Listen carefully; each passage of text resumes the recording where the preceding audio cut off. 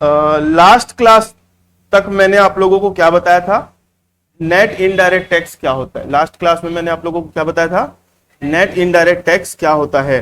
Net indirect tax का मतलब होता है इनडायरेक्ट टैक्स माइनस सब्सिडीज।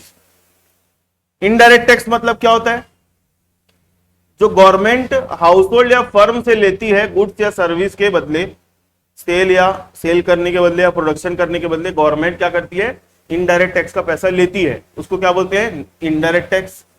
और गवर्नमेंट हाउस होल्ड या फर्म को असिस्टेंस प्रोवाइड करती है, उसको क्या बोलते हैं, सब्सिडीज। तो गवर्नमेंट एक हाथ से लेती है और एक हाथ से देती है, तो दोनों का जो डिफरेंस है उसको अपन क्या बोलते हैं, नेट इनडायरेक्ट टैक्स। क्लियर है, नेट इनडायरेक्ट टैक्स। तो नेट इनडायरेक्ट टैक्स क्यों पढ़ते हैं हम, नेट इनडायरेक्ट टैक्स क्यों, अभी मैंने आप लोगों को बताया ना लास्ट क्लास में, नेट इनडायरेक्ट टैक्स है क्यों देखा जाता है। नेट इनडायरेक्ट टैक्स जो होता है, समझना मेरी बात को, दो चीजें होती है, एक होता है फैक्टर कॉस्ट और दूसरा होता है मार्केट प्राइस। एक होता है क्या, फैक्टर कॉस्ट और दूसरा क्या होता है,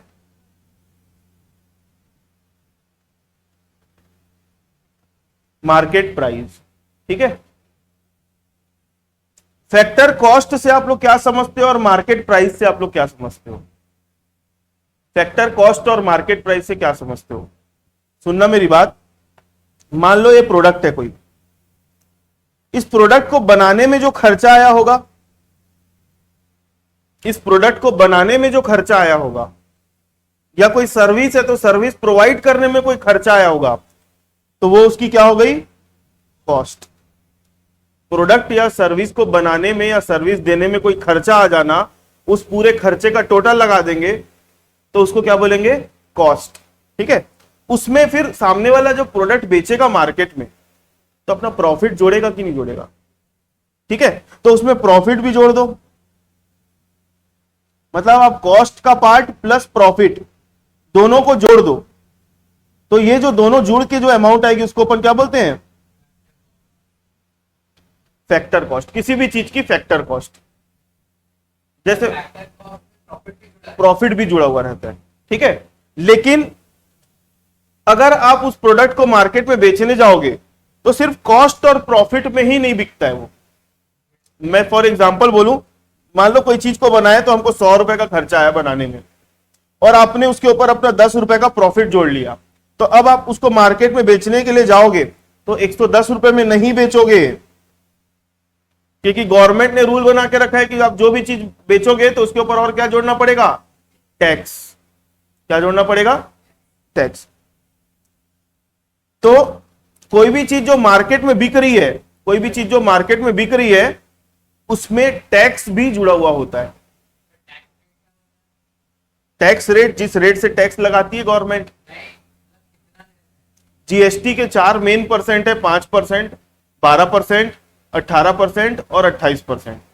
ठीक है, तो उसके हिसाब से जीएसटी लगता है। ठीक है, वो डिपेंड करता है नेचर ऑफ गुड्स और सर्विस के ऊपर।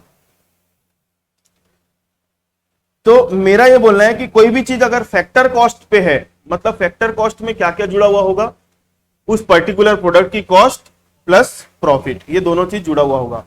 लेकिन गवर्नमेंट ने रूल बनाया कि भाई आप कोई भी गुड्स या सर्विस मार्केट में बेचोगे तो उसमें क्या जुड़ा हुआ होना चाहिए, टैक्स, क्योंकि गवर्नमेंट को टैक्स चाहिए ना आपसे।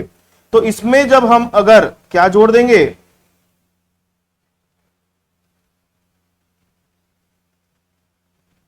क्या जोड़ देंगे, नेट इनडायरेक्ट टैक्स जोड़ देंगे। क्या जोड़ देंगे, net indirect tax.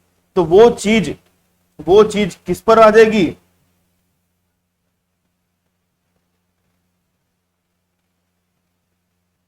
Eight market price. For example, आप किसी दुकान में गए हो, कभी पार्ले बिस्किट खरीदे, कभी पार्ले बिस्किट खरीदे हो, कितने का आता है, 5 रुपए का आता है। कोई भी प्रोडक्ट ले लो, 5 रुपए का पार्ले जी आता है। तो यहां पे 5 रुपए के बाजू में क्या लिखा मिलेगा,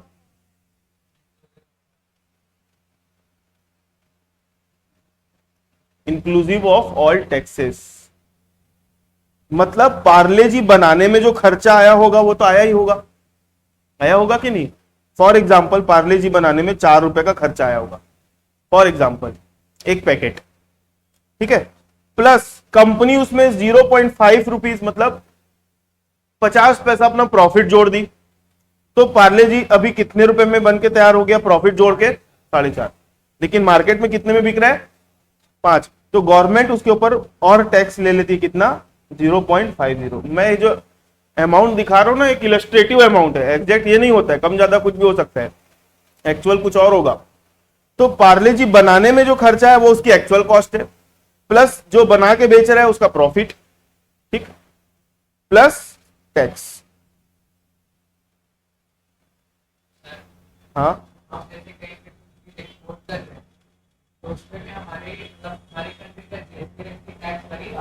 हाँ, एक्सपोर्ट ड्यूटी होती है ना। जैसे पार्ले पे एक को एक्सपोर्ट कर रहे हैं, तो उसका क्या होता है फैक्टर? नहीं, बहुत सारी चीज ऐसे होते हैं जिसके ऊपर गवर्नमेंट है ना एक्सपोर्ट ड्यूटी चार्ज करती है, और बहुत सारी चीजें ऐसी है उनको प्रमोट करने के लिए गवर्नमेंट हमसे एक्सपोर्ट ड्यूटी नहीं लेती है। तो गवर्नमेंट का एक रेट डिसाइडेड होता है कि भाई इस चीज के ऊपर इतना ड्यूटी लगना है, तो उसके हिसाब से लगाते हैं। इंपोर्ट का अलग है रेट। हाँ, इंपोर्ट में जीएसटी लगता है, आईजीएसटी लगता है, ठीक है। तो वो हमारा मुद्दा नहीं है। हमारा मुद्दा क्या है कि आपको क्या समझना, दो कॉन्सेप्ट, क्या क्या? फैक्टर कॉस्ट क्या होता है और मार्केट प्राइस। फैक्टर कॉस्ट मतलब किसी चीज को बनाने में जो खर्चा हुआ या किसी सर्विस को प्रोवाइड करने में जो खर्चा हुआ, प्लस प्रॉफिट, ये दोनों को जोड़ दोगे तो क्या मिलेगा? Factor cost. उसमें इनडायरेक्ट टैक्स को जोड़ दिया जाएगा, नेट इनडायरेक्ट टैक्स को जोड़ दिया जाएगा, तो वो किस पर आ जाएगा? Eight market price. क्लियर है? मतलब हम जब पार्ले बिस्किट खरीदने जाते हैं 5 रुपए का मार्केट से, उसमें सामने वाले का कॉस्ट, प्रॉफिट प्लस टैक्स सब जुड़ा हुआ रहता है। आ रही बात समझ में? तो कोई भी चीज, अब ध्यान से सुनना, ये अब ये जो मैं बता रहा हूं वो काम की है। कोई भी चीज अगर फैक्टर कॉस्ट पे है, किसी भी चीज की वैल्यू एट फैक्टर कॉस्ट दी हुई है, और क्या होता है? एक मार्केट प्राइस। तो अगर मैं फैक्टर कॉस्ट में क्या ऐड कर दूं तो वो क्या बन जाएगा? मार्केट प्राइस बन जाएगा। इसमें मैं ऐड कर दूंगा नेट इनडायरेक्ट टैक्स, एनआईटी में जोड़ दूंगा। क्लियर है मेरी बात? फैक्टर कॉस्ट में अगर मैं नेट इनडायरेक्ट टैक्स ऐड कर दूंगा तो क्या बन जाएगा? Market price. और अगर वो मार्केट प्राइस पर है, अगर वो किस पर है? मार्केट प्राइस पर है, तो इसमें मैं नेट इनडायरेक्ट टैक्स को क्या कर दूंगा? माइनस। समझ में आई मेरी बात? फैक्टर कॉस्ट में अगर आप नेट इनडायरेक्ट टैक्स को ऐड कर दोगे तो क्या मिल जाएगा? मार्केट प्राइस किसी भी चीज की। और अगर आप मार्केट प्राइस में नेट इनडायरेक्ट टैक्स को माइनस कर दोगे तो आपको क्या मिल जाएगा? Factor cost. शिमाइल बोल के बताओ।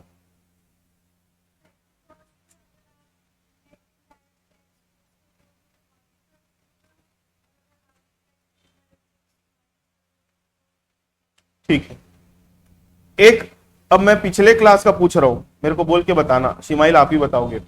कोई चीज अगर ग्रॉस है और कोई चीज अगर नेट में है, तो ग्रॉस से नेट में जाना है या फिर नेट से ग्रॉस में जाना है, तो ऐसी कौन सी चीज है जिसको प्लस या माइनस करेंगे? कोई नहीं बोलेगा, शिमाइल बस बोलेगी। कोई भी चीज अगर ग्रॉस है, ग्रॉस से नेट में जाना है या फिर नेट से ग्रॉस में जाना है, कौन सी चीज को प्लस या माइनस करेंगे? कल ही पढ़े थे, कल नहीं सॉरी परसों, जब भी पढ़े होंगे। हाँ, अरे एकदम 11th में चैप्टर भी पढ़े हो आप लोग। हाँ, डेप्रिसिएशन अगर हम ग्रॉस में माइनस करेंगे तो क्या बन जाएगा? नेट। और डेप्रिसिएशन को हम नेट में प्लस करेंगे तो क्या बन जाएगा? ग्रॉस। ठीक है, अगले चैप्टर में सब काम आने वाला है। ठीक है, तो अभी आप लोगों का ये है कि आप लोगों को फैक्टर कॉस्ट और मार्केट प्राइस पता होना चाहिए। अब यहां पर बात है, नेट इनडायरेक्ट टैक्स का मतलब क्या होता है? नेट इनडायरेक्ट टैक्स मतलब इनडायरेक्ट टैक्स माइनस सब्सिडीज। ठीक है, इनडायरेक्ट टैक्स माइनस सब्सिडीज। मैंने पिछले क्लास में और भी डिस्कस किया था, तो हमारा ये मुद्दा यहां पे खत्म होता है। अब हम नए टॉपिक में आते हैं। हाँ, फैक्टर कॉस्ट की और मार्केट प्राइस की कोई डेफिनेशन। फैक्टर कॉस्ट की डेफिनेशन अगर मैं बोलूं, फैक्टर कॉस्ट का लिख देता हूं यहां पे।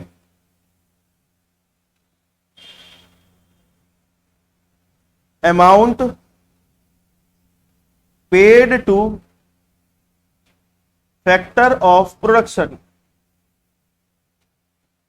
फैक्टर कॉस्ट मतलब क्या होगा? जो अमाउंट हम किसको पे कर रहे हैं? Factor cost, factor of production को। फैक्टर ऑफ प्रोडक्शन में क्या क्या चीजें आती है? नहीं, हाँ, लैंड, लेबर, कैपिटल, एंटरप्राइज, उनको क्या क्या पे करते हैं हम? Rent, wages, interest and profit. मैं क्या बोला था? प्रॉफिट भी इंक्लूड होता है। ये सारी चीजें इसमें आती है फैक्टर कॉस्ट पे। ठीक है, और मार्केट प्राइस की डेफिनेशन क्या होगी? मार्केट प्राइस की डेफिनेशन क्या होगी? डेफिनेशन मतलब उसका मीनिंग, फैक्टर कॉस्ट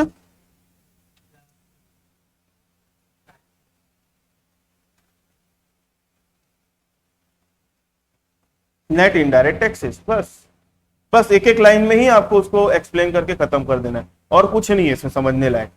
क्लियर है योगेन, मारिया, सबको, आदित्य, सौम्या, आपको भी नमन। चलो आगे बढ़े।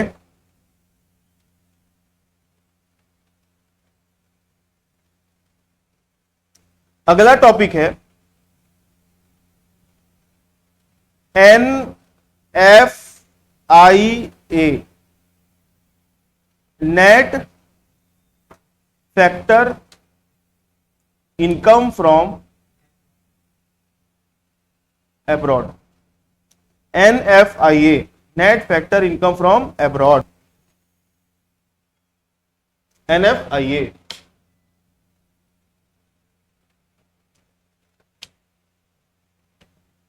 चलो इसको अपन तोड़ते हैं। एन मतलब net, factor income from abroad.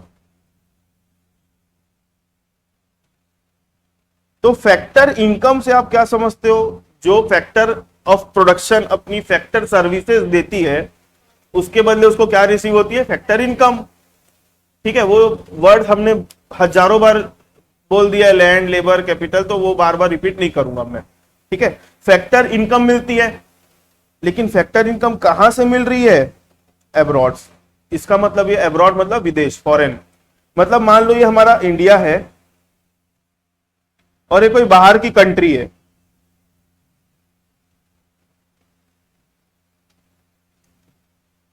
ठीक है, तो यहां से फैक्टर ऑफ प्रोडक्शन इंडिया से क्या जा रहा है? फैक्टर ऑफ प्रोडक्शन जा रहा है कहां? बाहर।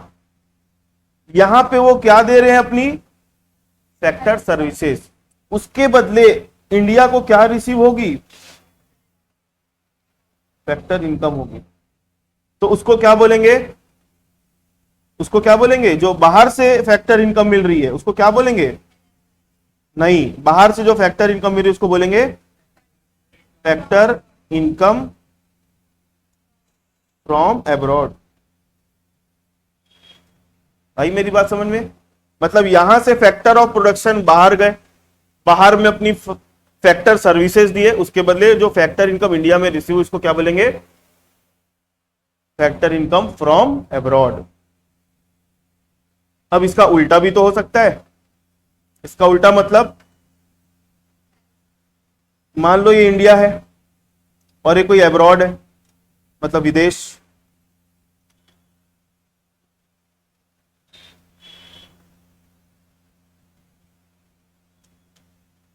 विदेश से कोई इंडिया आया, मतलब कौन आया? सेक्टर ऑफ प्रोडक्शन इंडिया आया विदेश से।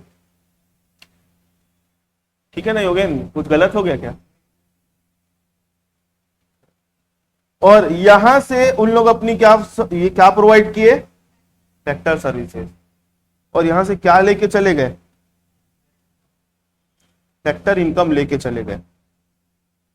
तो ये जो फैक्टर इनकम लेके चले गए इसको हम क्या नाम देंगे, फैक्टर इनकम टू एब्रॉड।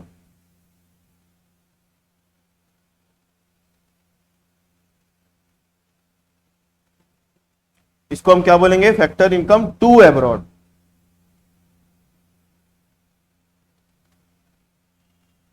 तो जब हम अपने देश की नेशनल इनकम कैलकुलेट करते हैं ना, जब हम अपने देश की नेशनल इनकम कैलकुलेट करते हैं तो उस केस में हमको क्या देखना पड़ता है, हमारे देश में एनएफआईए कितना, net factor income from abroad. Net factor income from abroad मतलब जो फ्रॉम है, फ्रॉम फ्रॉम समझते हो, फ्रॉम मतलब जो हम कमा रहे हैं, हमको जो मिल रही है, और जो टू होता है, टू जो हम दे रहे हैं, इन दोनों का जो डिफरेंस है NFIA is equal to from minus two. अभी क्या from minus two, net factor income from, sorry factor income from abroad minus factor income to abroad, ये दोनों का जो डिफरेंस है उसको क्या बोलेंगे, NFIA। इसमें किसी को कोई डाउट, इसमें किसी को कोई डाउट? अब NFIA को क्यों देखते हैं, NFIA को क्यों देखते हैं? दो कॉन्सेप्ट है, दो कॉन्सेप्ट है, पहले आप लोगों को उसको समझना पड़ेगा। एक कॉन्सेप्ट है डोमेस्टिक और दूसरा कॉन्सेप्ट है नेशनल। एक कॉन्सेप्ट है नेशनल, दूसरा है, पिछली क्लास में मैंने आपको बताया था डोमेस्टिक इनकम क्या होती है और नेशनल इनकम क्या होती है, उसकी एक हल्का सा इंट्रोडक्शन टाइप की मीनिंग बताए। सौम्या बताओ, डोमेस्टिक इनकम क्या होती है और नेशनल इनकम क्या होती है?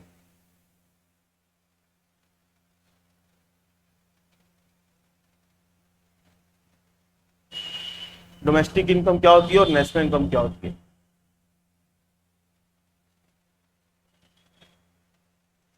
आदित्य बताया था लास्ट क्लास में, उसी से पूछा था मैंने, है ना?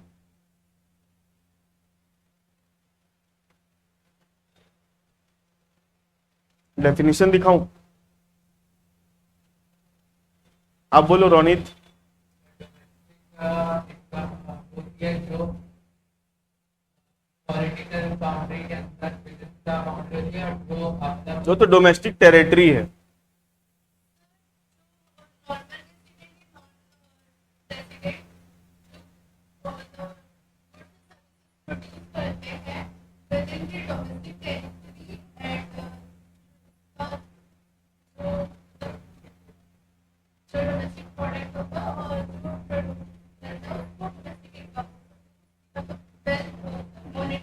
हाँ हाँ ठीक बोल रहे हो। वही तो बोल रहा था। आप कुछ और, चलो आप नेशनल इनकम बोल दो। एक चीज है, बट वो विद इन और आउटसाइड नहीं है, थोड़ा सा अलग है, अलग है। देखो डोमेस्टिक इनकम का मतलब होता है, डोमेस्टिक इनकम का मतलब होता है, ये हमारी डोमेस्टिक टेरिटरी, मान लो क्या है, डोमेस्टिक टेरिटरी, हमारी डोमेस्टिक टेरिटरी, हमारे कंट्री की डोमेस्टिक टेरिटरी, उसमें कोई रेसिडेंट है या फिर कौन है, नॉन रेसिडेंट। हमारी डोमेस्टिक टेरिटरी में रह के अगर कोई रेसिडेंट या फिर नॉन रेसिडेंट कोई भी प्रकार का गुड्स या सर्विस का प्रोडक्शन कर रहा है या सर्विसेज रेंडर कर रहा है, तो उस गुड्स और सर्विस को हम क्या बोलेंगे, डोमेस्टिक प्रोडक्ट या डोमेस्टिक सर्विस। क्लियर है? उसकी जो मोनेटरी वैल्यू होगी, कोई गुड्स या सर्विस की मोनेटरी वैल्यू होती है कि नहीं, उसको हम क्या बोलेंगे, डोमेस्टिक इनकम। क्लियर है? उसको हम क्या बोलेंगे, डोमेस्टिक इनकम। एक मिनट, लाइट गुल हो गई है,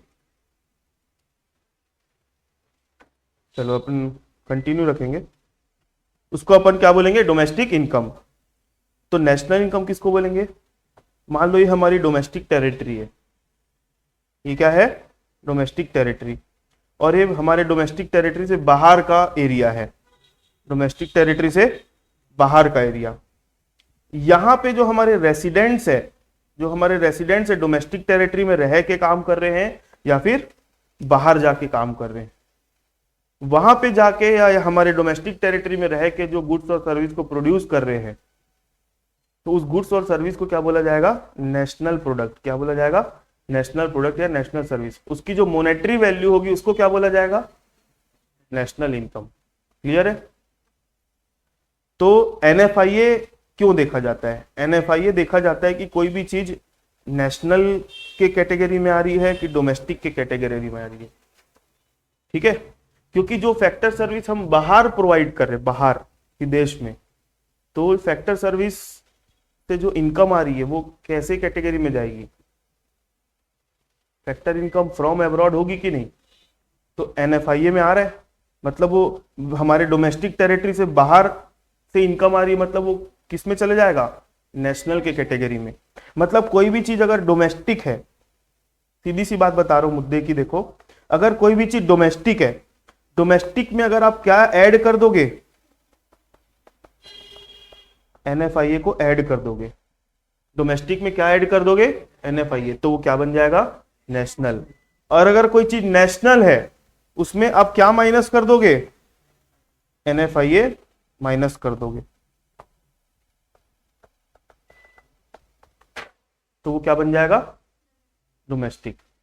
तो मैंने ऐसे करके तीन चीजें बताई थी। एक बताया था नेट और ग्रॉस, एक बताया था क्या? नेट और ग्रॉस। नेट, कोई भी चीज नेट है कि ग्रॉस है, इन दोनों के बीच में काहे का डिफरेंस आ जाता है? डेप्रिसिएशन का। कोई भी चीज फैक्टर कॉस्ट पे है कि कोई भी चीज मार्केट प्राइस पे है, इन दोनों में काहे का डिफरेंस आ जाता है? Net indirect tax. और कोई भी चीज नेशनल है या डोमेस्टिक है, इन दोनों में काहे का डिफरेंस आ जाता है? एनएफआईए का डिफरेंस आ जाता है। ये तीन चीज अच्छे से याद हो गई? ठीक है। नेट इनडायरेक्ट टैक्स का फॉर्मूला क्या होता है Naman? Net indirect tax, net indirect tax का फॉर्मूला होता है इनडायरेक्ट टैक्स माइनस सब्सिडीज। और एनएफआईए का फॉर्मूला क्या होता है शिमाइल? हाँ, एनएफआईए का फॉर्मूला क्या होता है?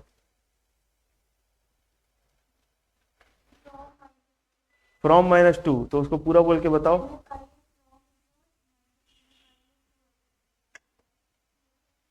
NFIA from abroad, NFIA to abroad, मतलब factor income from abroad minus factor income to abroad. ठीक है, तो यहां तक आप लोगों को चीजें समझ में आई? आगे बढ़े अब अपन।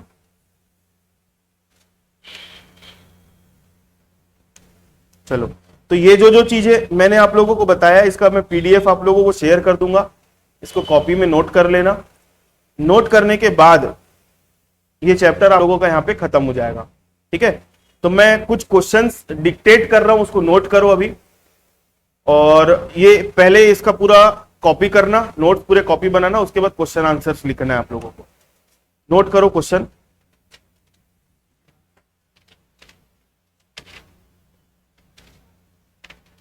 उस दिन मैं 5 क्वेश्चन लिखवाया था ना, 5 या 6, उसी के कंटिन्यूएशन में ही रहेगा।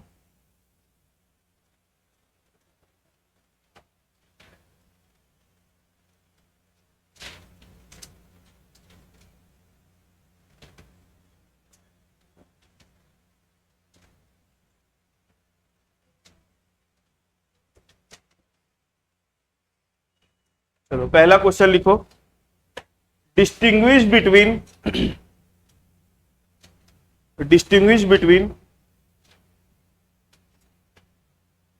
रफ में लिख रहे हो ना?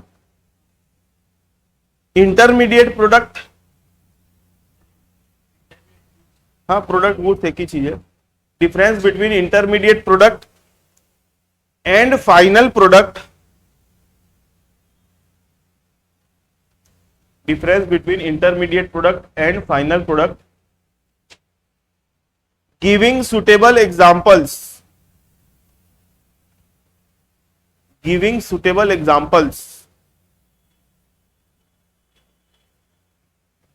in support of your answer,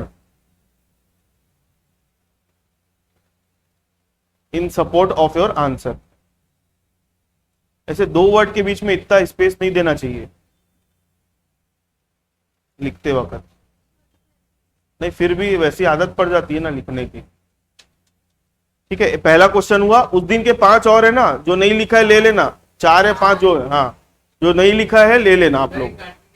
continuation में 5वां नंबर का क्वेश्चन है ये। उसके बाद लिखो अगला question, what are capital goods? What are capital goods?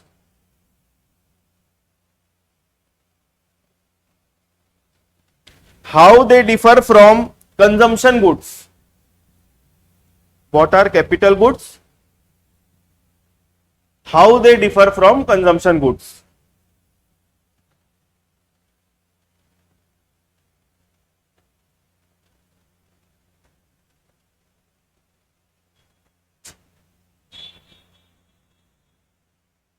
हो गया?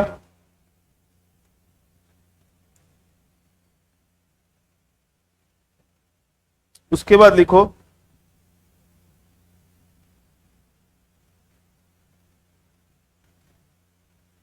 distinguish between consumer goods, distinguish between consumer goods and capital goods, distinguish between consumer goods and capital goods, full stop. Which of these are final goods? Which of these are final goods?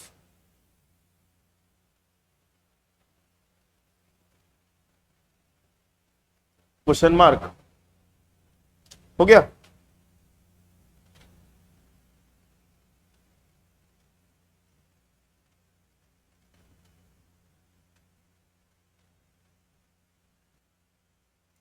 एक question लिखो,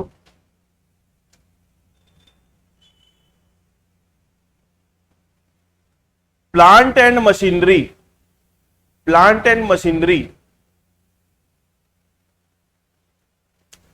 plant and machinery purchased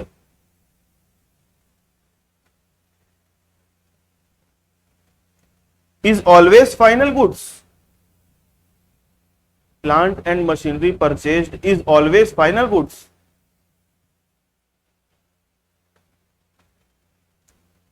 full stop.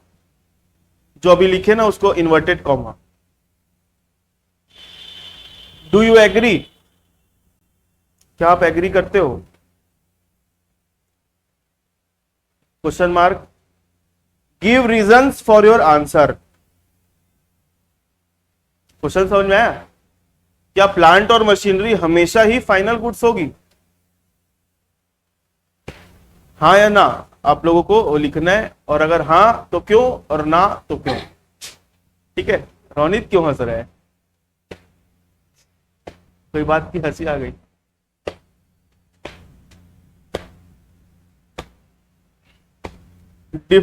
Distinguish between factor income and transfer income. Distinguish between factor income and transfer income.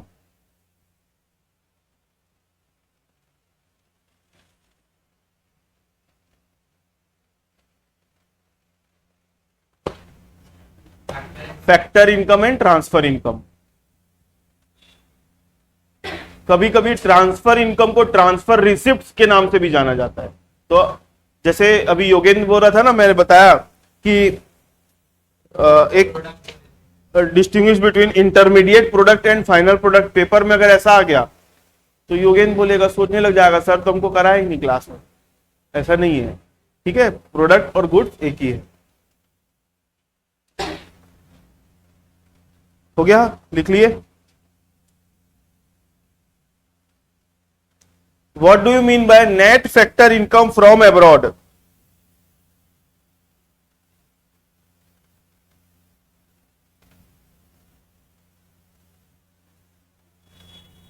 What do you mean by net factor income from abroad?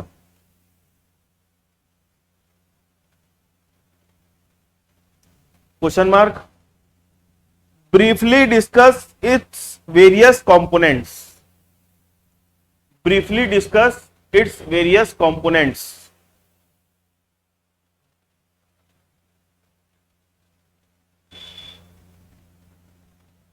जो various component वाला part है ना, मैंने आप लोगों को indirectly बताया है, लेकिन अगर पेपर में आ गया तो आंसर कैसे लिखोगे? कंपोनेंट आप लोग तो NFIA तो लिख लोगे, क्या लिखोगे? पहले फैक्टर इनकम फ्रॉम अब्रॉड को एक्सप्लेन करना, फिर टू अब्रॉड वाले को एक्सप्लेन करना, मस्त एक डायग्राम बना के बता देना, फिर net factor income from abroad क्या होता है वो बताना।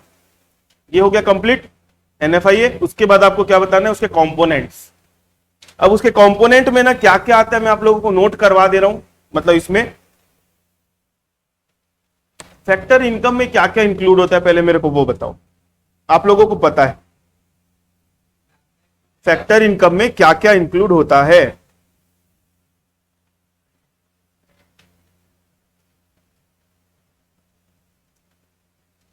फैक्टर इनकम बोल रहा हूं ना, फैक्टर ऑफ प्रोडक्शन नहीं बोल रहा हूं। फैक्टर इनकम में आता है क्या? रेंट,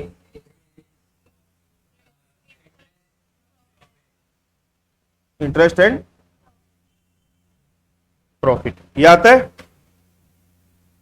अब सुनना ध्यान से,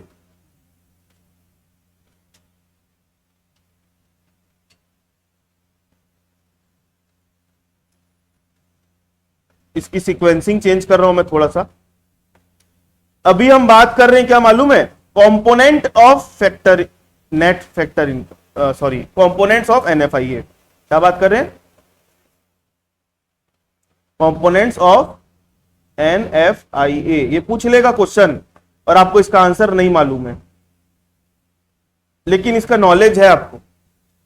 जो वेजेस होता है ना, वेजेस, वेजेस किसको मिलता है? वर्कर्स को, लेबर्स को। तो वेजेस का नाम बदल के क्या कर दिया मालूम है? Net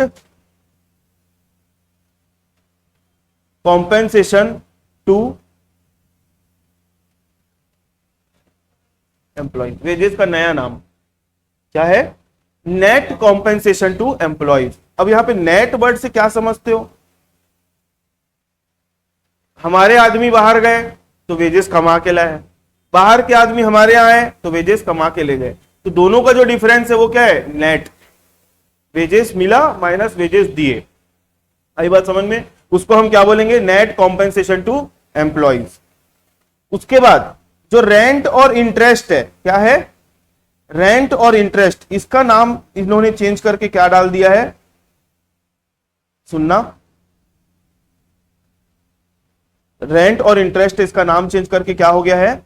net income from property, net income from property and entrepreneurship.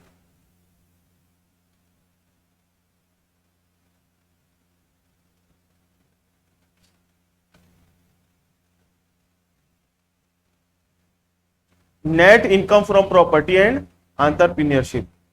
ठीक है, रेंट और वेजेस को इस कैटेगरी में डाल दिया है। अब नेट मतलब मिला माइनस दिया, नेट हमेशा मिला माइनस दिया, फ्रॉम माइनस टू। और लास्ट में क्या बचता है? प्रॉफिट। प्रॉफिट को बोलेंगे नेट रिटेन्ड अर्निंग्स। प्रॉफिट मतलब नेट रिटेन्ड अर्निंग्स, जो प्रॉफिट कमाया तो माइनस जो प्रॉफिट कमा के ले गया। ठीक है, तो कंपोनेंट ऑफ एनएफआईए आएगा। कंपोनेंट ऑफ एनएफआईए, तो आपको ये आंसर नहीं लिख के आना है। क्या लिख के आओगे? ये वाला। पहला क्या है? Net compensation to employ. दूसरा net income from property and entrepreneurship. और तीसरा नेट रिटेन्ड अर्निंग्स। तीन बस। याद हो गया शिमाइल? बोल के बताओ, बोलो क्या फोटो ले रहे हो? कुछ नहीं है स्क्रीन में अभी। हाँ हाँ,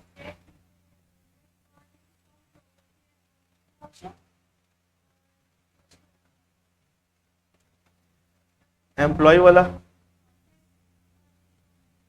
net earning from employ, net compensation to employ. ठीक है, तो आप लोगों को जब एनएफआईए का आंसर लिखना है ना, तो ये सारी चीजों को कंसीडर करना। ठीक है,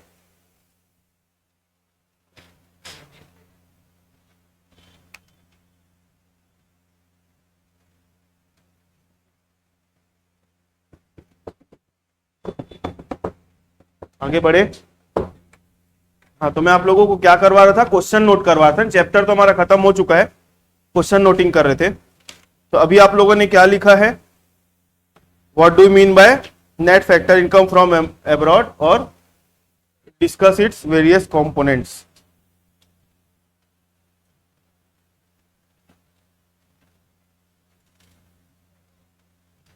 कैन लिखो, कैन। हाँ, कहाँ हुआ 10? तो मैं ऐसे थोड़ी बोलूं कि 10 दूंगा बस, ज्यादा 20 भी हो सकता है, वो 20 भी हो सकता है। Can milk be an intermediate goods? Can milk be an intermediate goods?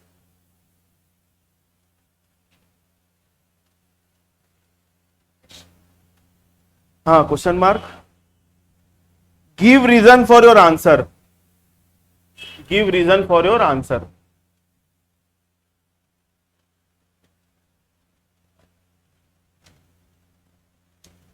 हो गया। What do you mean by consumption of fixed capital? What do you mean by consumption of fixed capital?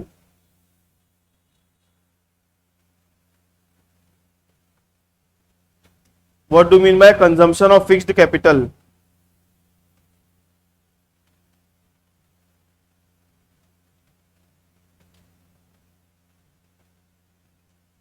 What do you mean by capital formation?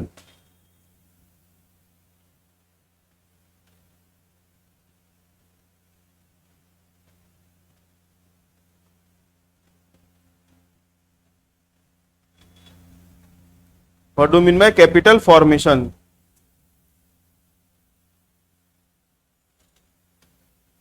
What are subsidies? What are subsidies?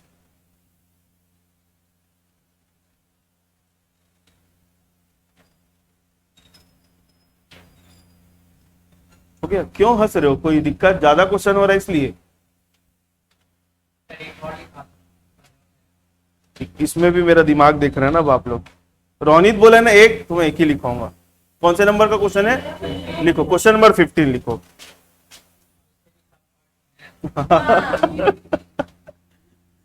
उसमें मैं 10 टोक पहनने वाला हूं, अभी देखना। अभी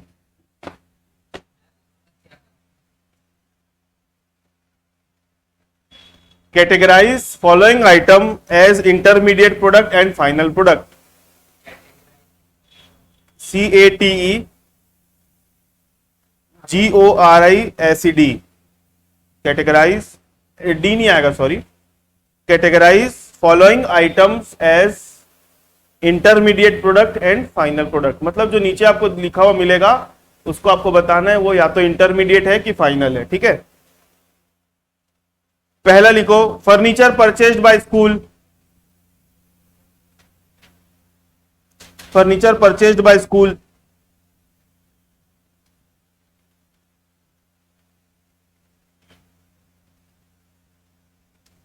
computer installed in office.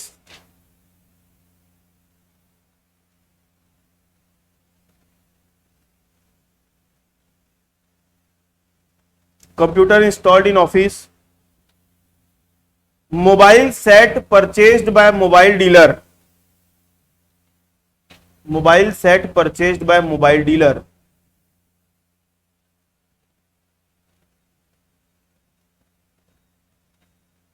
हो गया। Chalk, duster etcetera purchased by school.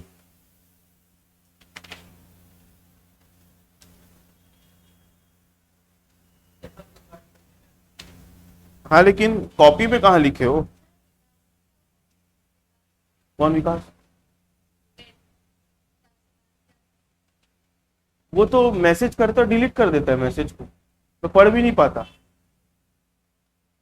तो कुछ बोला नहीं मेरे को। एक बार बात करना।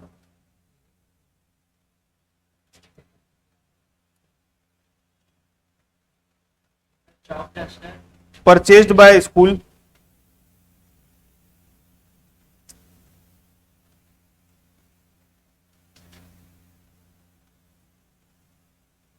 fertilizers used by farmers.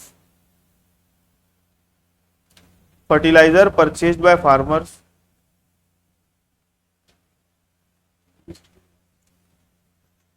Fertiliser used by farmers, purchase बोलाऊंगा मैं, sorry sir, fertiliser used by farmers. हो गया, कितना टोक लिखे? 5 हो गया ना, ठीक। चलो ये हो गया। अगला क्वेश्चन लिखो, क्वेश्चन नंबर 16। अरे छोटे छोटे क्वेश्चन है। What do mean by production boundary? 17 हो गया, हाँ तो ठीक है 20 कर देते हैं। What do mean by production boundary?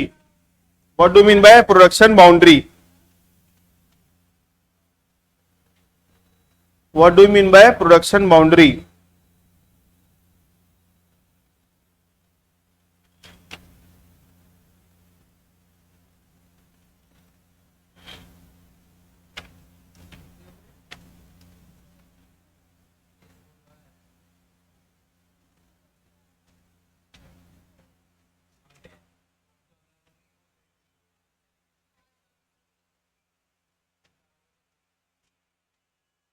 Difference between capital goods और कंजम्पशन गुड्स लिखे हो ना? ठीक, हाँ हाँ भाई।